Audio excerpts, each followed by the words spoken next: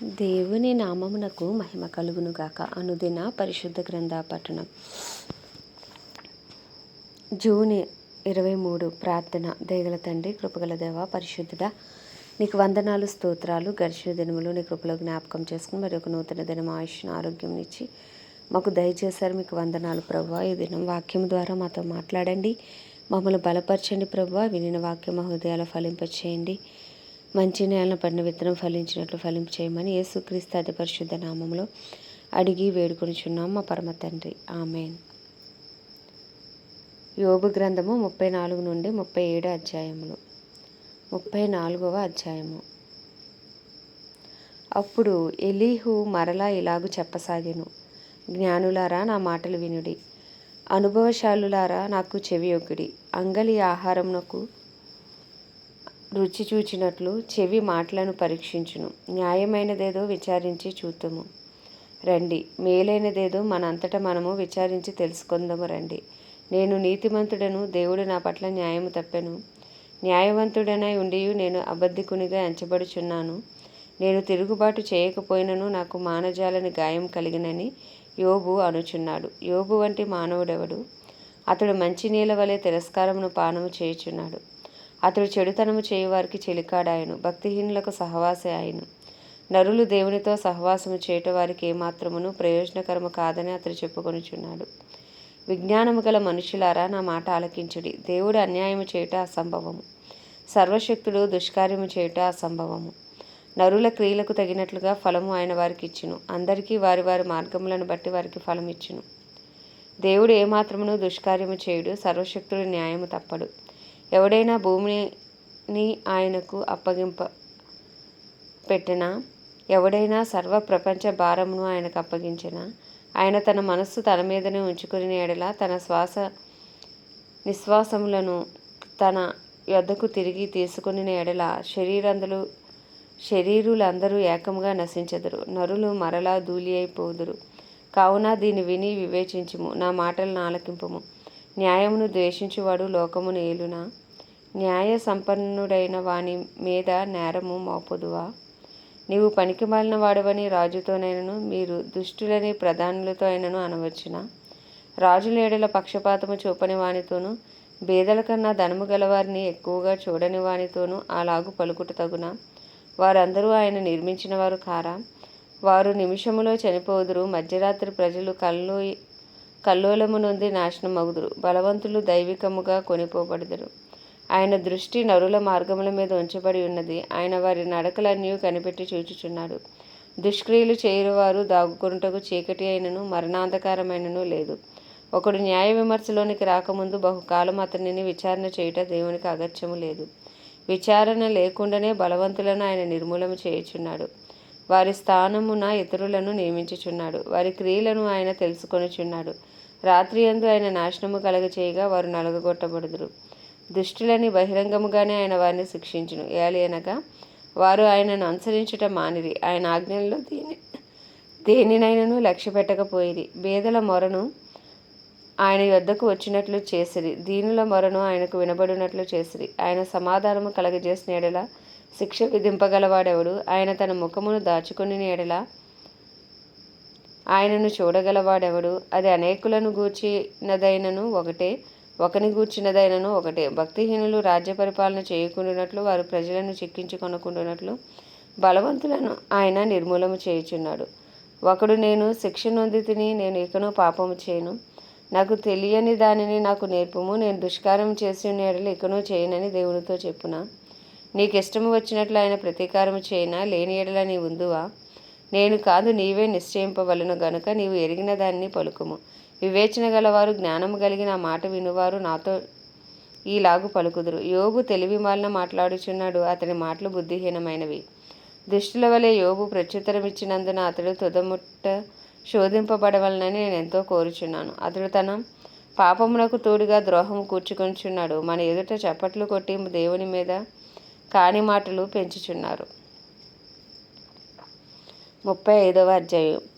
మరియు ఎలీహు ఇలాగు ప్రత్యుత్తరమిచ్చెను, నేను పాపం చేసిన యెడల నాకు కలిగిన లాభము కన్నా నా నీతి వల్ల నాకు కలిగిన లాభమేమి? అది నీకు ప్రయోజనమేమి? అని నీవు చెప్పుచున్నావే, ఇదే న్యాయమని నీకు తోచినదా? దేవుని నీతి కన్నా నీ నీతి ఎక్కువని నీవు అనుకొనిచున్నావా?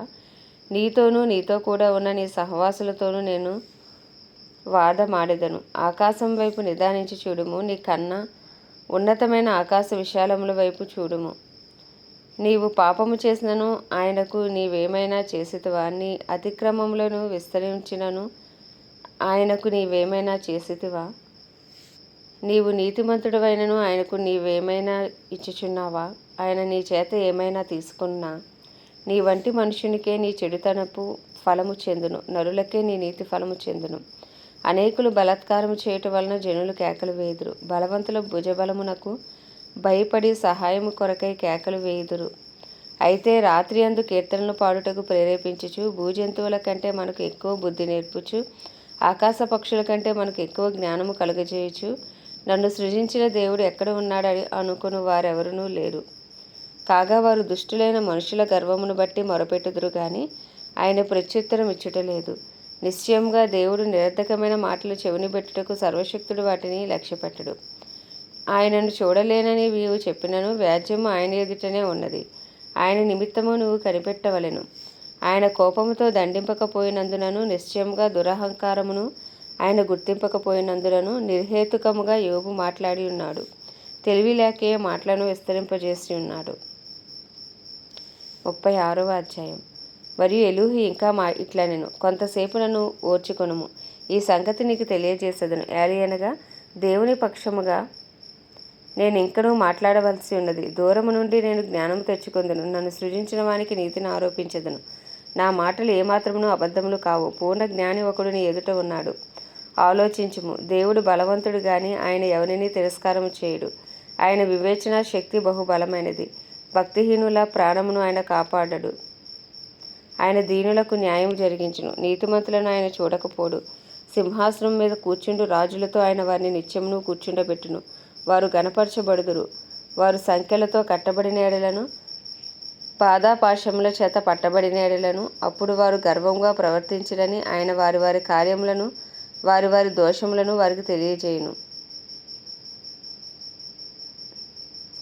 ఉపదేశం వింటకే వారి చెవిని తెరవజేయును. పాపం విడిచి రండని ఆజ్ఞ ఇచ్చును. వారు ఆలకించి ఆయనను సేవించిన ఎడల తమ దినములను క్షేమముగాను తమ సంవత్సరములను సుఖముగాను వెళ్ళబుచ్చెదరు. వారు ఆలకింపని ఎడల వారు బాణముల చేత కూలి నశించెదరు, జ్ఞానం లేక చనిపోయేదరు. అయినను లోపల హృదయపూర్వకమైన భక్తి లేని వారు క్రోధం ఉంచుకుందరు. ఆయన వారిని బంధించినప్పుడు వారు మొరపెట్టరు. కావున వారు యవ్వనమందే మృతి నొందుదురు. వారి బ్రతుకు పురుషగాముల బ్రతుకు వంటి తగును. శ్రమపడు వారిని వారికి కలిగిన శ్రమ వలన ఆయన విడిపించును. బాధ వలన వారిని విధేయులుగా చేయును. అంతేకాక బాధలో నుండి ఆయన నిన్ను తప్పించును. ఇరుకులేని విశాల స్థలమునకు నిన్ను తోడుకొని పోవును. నీ ఆహారమును క్రొవ్వుతో నింపును. దుష్టుల తీర్పు నీలో పూర్తిగా కనపడుచున్నది. న్యాయ విమర్శయు తీర్పును కూడుకొని ఉన్నవి. నీకు క్రోధం పుట్టుచున్నది గనుక నీవు ఒకవేళ తిరస్కారం చేయుదువేమో. జాగ్రత్త పడుము. నీవు చేయవలసిన ప్రాయశ్చిత్తము గొప్పదని నీవు మోసపోయేదవేమో. జాగ్రత్త పడుము. నీవు మొరపెట్టుటయు బలప్రయత్నములు చేయుటయు బాధ నొందకుండా నిన్ను తప్పించిన జనులను తమ స్థలములలో నుండి కొట్టివేయు రాత్రి రావాలని కోరుకొనకయు జాగ్రత్త పడము. చెడుతనము చేయకుండుము. దుఃఖానుభవం కన్నా అది మంచిదని నీవు వాని కోరుకొని ఉన్నావు. ఆలోచించుము. దేవుడు శక్తిమంతుడే, ఘనత వహించిన వాడు. ఆయనను పోలిన బోధకుడెవడు? ఆయనకు మార్గము నియమించిన వాడెవడు? నీవు దుర్మార్గపు పనులు చేయుచున్నావని ఆయనతో ఎవడు పలుక తెగించును? మనుషులందరూ దాన్ని చూచెదరు, నరులు దూరమున నిలిచి దాన్ని చూచెదరు. ఆలోచించుము. దేవుడు మహోన్నతుడు, మనము ఆయనను ఎరుగము. ఆయన సంవత్సరముల సంఖ్య మితిలేనిది. ఆయన ఉదక బిందువులను పైనుండి కురిపించును. మంచుతో కూడిన వర్షము వలె అవి పడును. మేఘములు వాటిని కుమ్మరించును. మనుషుల మీదకి అవి సమృద్ధిగా దిగును. మేఘములు వ్యాపించు విధముగా ఆయన మందిరములో నుండి ఉరుములు వచ్చు విధమును ఎవడైనను గ్రహింపజాలనా? ఆయన తన చుట్టూ తన మెరుపుని వ్యాపింపచేయును. సముద్రపు అడుగు భాగమును ఆయన కప్పును. వీటి వలన ఆయన ఆయా ప్రజలకు తీర్పు తీర్చును. ఆయన ఆహారమును సమృద్ధిగా ఇచ్చువాడు. ఇరుప్రక్కలను ఆయన మెరుపులు మెరిపించును. గురికి తగలవలనని ఆయన దానికి ఆజ్ఞాపించును. ఆయన గర్జనము ఆయనను ప్రసిద్ధి చేయును. తాను వచ్చుచున్నాడని ఆయన పశువులకును తెలుపును. 37వ అధ్యాయము. దీనిని బట్టి నా హృదయం వణుకుచున్నది, దాని స్థలములో నుండి అది కదిలింపబడుచున్నది. ఆయన స్వరగర్జనమును వినుడి, ఆయన నోట నుండి బయలువెలు ధ్వని ఆలకించుడి. ఆకాశ వైశాల్యమంతటి క్రింద ఆయన దాన్ని వినిపించును. భూమి అంతముల వరకు తన మెరుపును కనబడచేయును. దాని తర్వాత ఉరుముధ్వని గర్జించును. ఆయన తన గంభీరమైన స్వరముతో గర్జించును. ఆయన ధ్వని వినబడినప్పుడు ఆయన మెరుపును నిలిపివేయుడు. దేవుడు ఆశ్చర్యంగా ఉరుముధ్వని చేయును. మనము గ్రహింపలేని గొప్ప కార్యములను ఆయన చేయును. నీవు భూమి మీద పడుమని హిమముతోనూ వర్షముతోనూ మహావర్షముతోనూ ఆయన ఆజ్ఞ ఇచ్చుచున్నాడు. మనుషులందరూ ఆయన సృష్టి కార్యమును తెలుసుకున్నట్లు ప్రతి మనిషిని చేతిని బిగించి ఆయన ముద్ర వేసి ఉన్నాడు.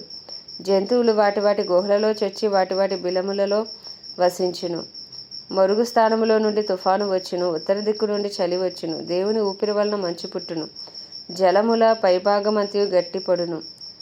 మరియు ఆయన దట్టమైన మేఘమును జలముతో నింపును. తన మెరుపుగల మేఘమును వ్యాపింపచేయును. ఆయన వలన నడిపింపబడినవై నరులకు నివాసయోగ్యమైన భూగోళము మీద మెరుపును మేఘములను సంచారము చేయును. ఆయన వాటికి ఆజ్ఞాపించినది యావత్తును అవి నెరవేర్చును.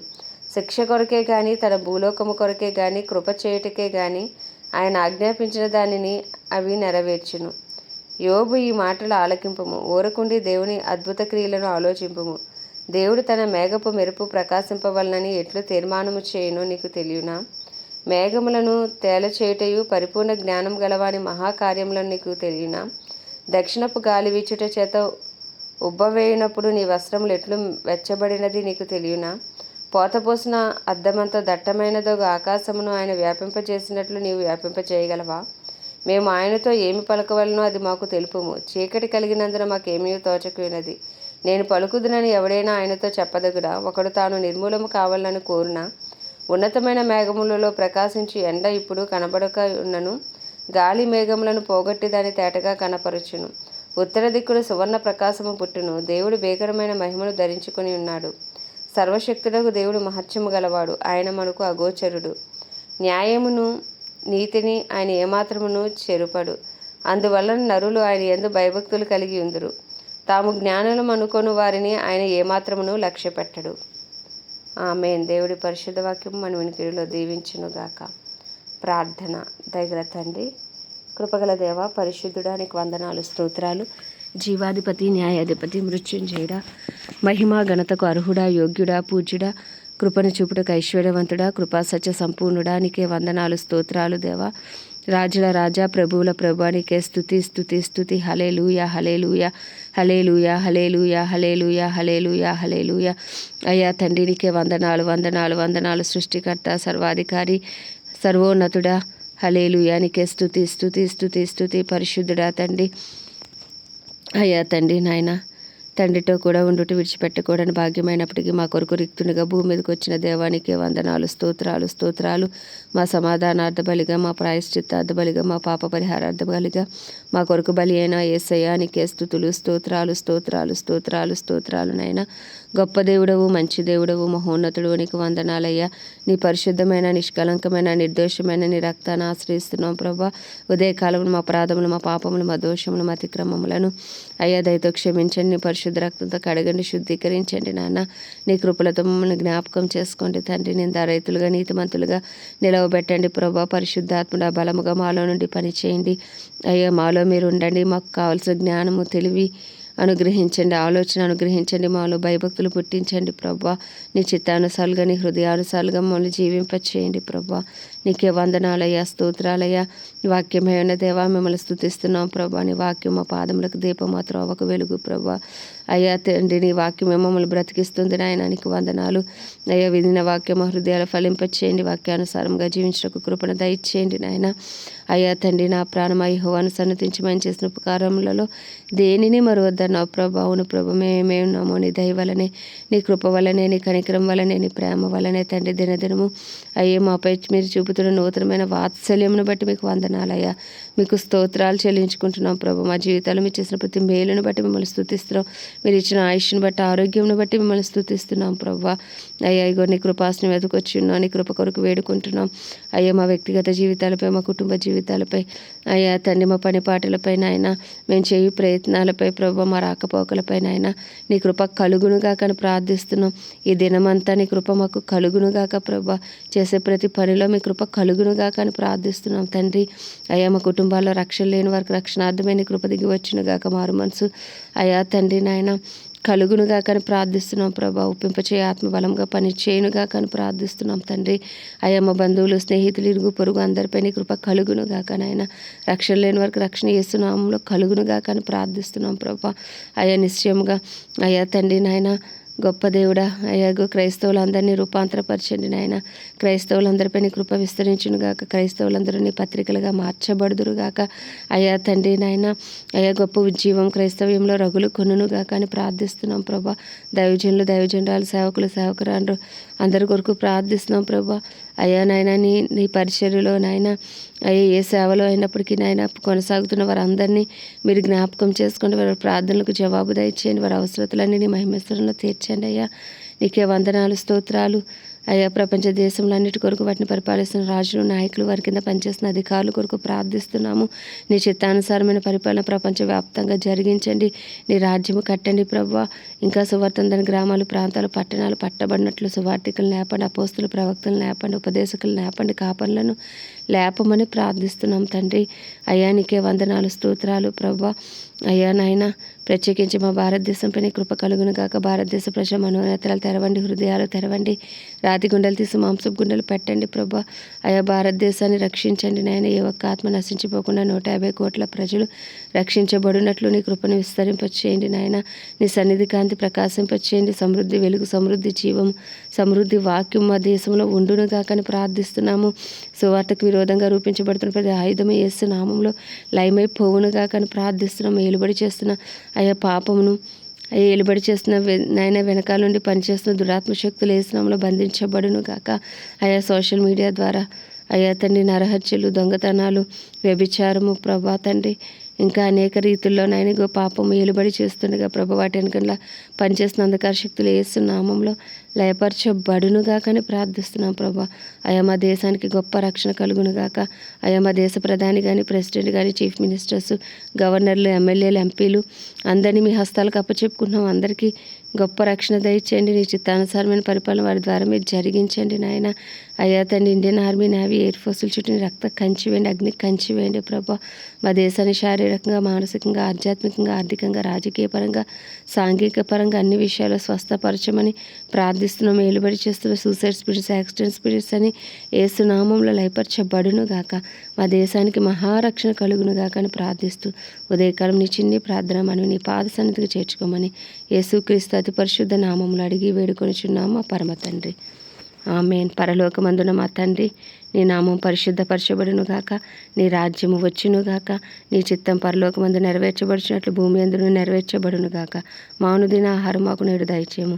మా ఎలా అపరాధం చేసిన వారిని మేము క్షమించిన ప్రకారం మా అపరాధమును క్షమించము. మమ్మల్ని శోధనలోకి తేక దుష్టుని బారి నుండి తప్పించము. ఎందుకంటే రాజ్యము, బలము, శక్తి, మహిమయు నీవే ఉన్నది. ఆమేన్. ప్రభు యేసు రక్తమే జయం, ప్రభు యేసు వాక్యమే విజయం, ప్రభు యేసు నామంలో సంపూర్ణ విజయము కలుగును గాక. ఆమేన్, ఆమేన్, ఆమేన్.